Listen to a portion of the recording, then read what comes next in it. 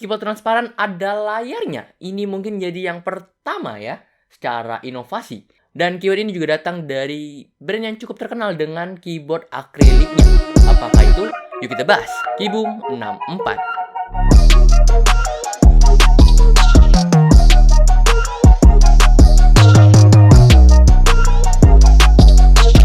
Selain menghadirkan size baru, keyboard ini juga menambahkan sebuah layar yang cukup besar ya, kita bisa lihat ya. Cuman pada saat video ini dibuat, layar ini masih belum di custom, belum bisa karena softwarenya itu juga belum dapet ya. Jadi ini terhitung masih fresh ya di tangan gua barang ini. Tapi kalian tenang aja, kedepannya pasti bisa diubah-ubah kok untuk gambarnya, karena di websitenya mereka nulis kok mereka tuh bakal nyediain custom GIF gitu, GIF ya, GIF nama format file gitu ya, dia bisa diubah-ubah gitu nantinya. Dan secara size menurut gue ini cukup segmented jujur ya, karena 64, jadi nggak semuanya bisa cocok. Tapi tenang, kalau kalian yang mau beralih ke keyboard compact nih, udah paham lah F-row itu hilang semuanya ya. Ini masih enak banget karena masih ada row kiri kanan dan lain-lain. Jadi ya buat permulaan ini cukup enak ya. Yang sebenarnya nggak enakin sebenarnya sih menurut gua row hilang ya. Row atas, row bawah, row kiri, row kanan tuh hilang, itu bener-bener ganggu dan pusingin banget. Ya setiap brand juga gantinya beda-beda lagi ya kan row-nya. Untuk keycapsnya, keyboard ini tuh tentu gak double injection ataupun double shot ya kan, karena dia transparan ya, gimana lagi ya, karena dia mau mengejar estetikanya ya harus mengorbankan hal itu sih. Tapi so far gue pakai lama-lama udah berapa ya, ini udah mau masuk setahun ya, keycapsnya belum pudar ya, jadi ya oke, mungkin untuk jangka panjang di keycaps yang ini ya. Terus untuk konektivitas udah lengkap, mau itu wireless 2,4 GHz, Bluetooth ataupun wired itu udah aman. Mau pakai ke device Mac juga bisa, tinggal dicetekin aja di sebelah konektivitas tuh. Soal polling rate juga udah 1000 Hz lebih malah. So kalian nggak perlu khawatir ya. Ya memang harus dan semestinya kalau kalian tahu harga keyboard ini sih sebenarnya. Soal varian switch gue nggak ngeliat ada nama ya, yang penting ini switch dari KeyBoom aja ya kan. Ini feelsnya cukup mirip dengan KeyBoom Topaz yang gue pernah bahas sebelumnya. Ya jujur itu linear yang ringan dan enak, itu cocok sama preferensinya gue. Tapi ada orang-orang yang mungkin lebih suka yang berat, jadi gue kasih tahu dulu kalau kalian perbandingan kayak Gateron Yellow gitu, ini beda banget karena ini feelnya ringan banget soalnya. Dan untuk switch dan stabilizer juga udah pabrikan, dan gue nggak nemuin ada rattle di keyboard ini.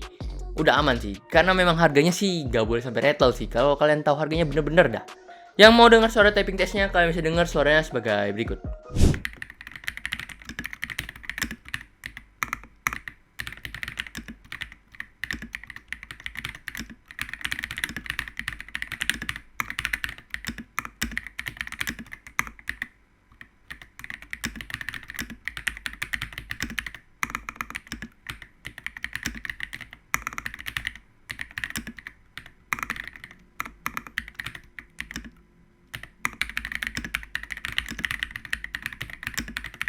Soal dalemannya, ini cukup mirip ya. Versi KeyBoom yang sebelumnya kan juga pakai silikon aja gitu, dan yang ini ya sama sih sepertinya ya, karena di bodinya ini sama ya, full bahannya akrilik dengan bottom yang dilapisi silikon, terus PCB silikon yang sekaligus jadi penggantinya AXPL switchpadnya juga, dan plate polikarbonat.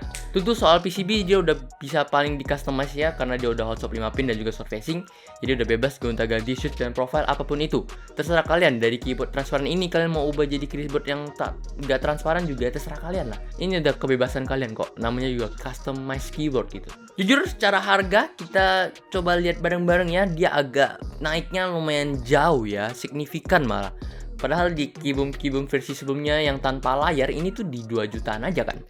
Tapi dengan nambah layar, ini keyboard tuh dihandle dengan harga di 3.234.000. Padahal versi tanpa layarnya kan cuma di 2,2 gitu ya. Masih so akal lah kemarin ya. Jadi ini kalau 3 juta mungkin overprice mungkin ya.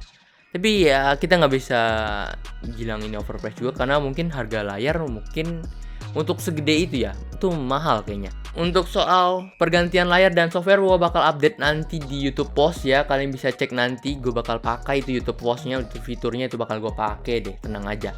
Karena harusnya nggak lama lagi setelah konten ini dibuat, mereka bakal upload itu softwarenya. Karena ini detik sekarang belum keluar juga softwarenya tuh. So mungkin segitu lah untuk pembahasan gue kali ini. Like kalau kalian suka, subscribe channel ini, channel ini bermanfaat, dan kasih tau gue produk apa lagi yang kalian gue bahas. Segitu dulu, gua mau pamit undur diri. Bye bye. Ini worth it kalau kalian yang cari keyboardnya layarnya gede sih, ataupun ya buat dikoleksi aja. Tapi kalau secara penggunaan kayaknya masih ada yang lebih murah deh.